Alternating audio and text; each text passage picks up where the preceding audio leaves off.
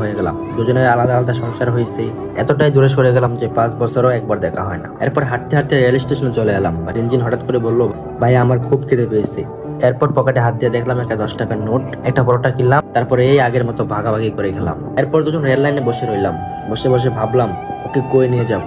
কিছুক্ষণ পর দেখলাম রিনজিন ঘুমিয়ে পড়লো। এরপর তার কপালে হাত দিয়ে দেখলাম জ্বরে গা পুড়ে যাচ্ছে। এমন সময় রুজি কল দিয়ে বলল, আমার ছোট মেয়েটা নাকি বাথরুমে পড়ে তার মাথা ফাটিয়ে দিয়েছে, আমি যেন এক্ষুনি চলে আসি। তারপর আমার বোনকে ঘুমন্ত অবস্থায় রেখে আমি চলে এলাম। আসার আগে একটা চিঠি লিখে আসলাম। চিঠিতে লিখলাম, প্রিয় বোন রিনজিন, আগের মাথায় ডিভোর্স হয় না, তুই চলে যা তোর স্বামীর কাছে, তোর স্বামী হয়তো তোকে তাড়াতে পারবে না, আর আমাকে ক্ষমা করে দিস আমার প্রিয় বোন রিনজিন। আমি চোখের পানি মুছে চলে গেলাম। আমার মেয়েকে নিয়ে আমি হাসপাতালে গেলাম। পরের দিনে শুনলাম লোকজন বলা বলি করতেছে রেল লাইনে নাকি একজন মহিলা মারা গেছে। তার চোখ, বডি, পুরো শরীরটা বেলে থেতলে গেছে। আমার বুকটা তখন ধক করে উঠলো। কেউ কেউ বলেছে সুইসাইড, আবার কেউ বলেছে অন্য মনস্ক হয়ে রেল লাইনে বসেছিল, আবার কেউ কেউ বলেছে যে কানে শুনতে পায় না। আমি তখন ভিড় ঠেলে গিয়ে ভিতরে গিয়ে দেখলাম সত্যিই চেনা যায় না। দুপা অক্ষত, মনে হয় উল্টো হয়ে বসেছিল।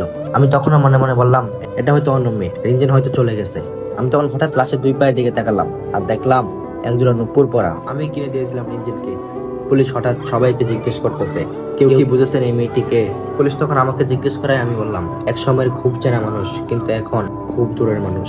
এতই দূরের মানুষ যে আমার বাড়িতে তাকে একটু স্থান দিতে পারলাম না, তার খোঁজ নেওয়ার সামর্থ্য আমার ছিল না। আমার কথা শুনে পুলিশ আমাকে থমকে দিল, পাগল বলে সমর্থন করলো আমাকে। আমি হাসলাম আর আমি ভাবলাম আমি সত্যি পাগল হয়ে গেছি। তো এটাই ছিল আজকের কাহিনী। তো আজকের আমি আর কিছুই বলবো না, যা বলবা তোমরাই কমেন্ট বক্সে বলবা। আর তোমরাও যদি এমন পরিস্থিতিতে পড়তা তাহলে তোমরা কি করতা।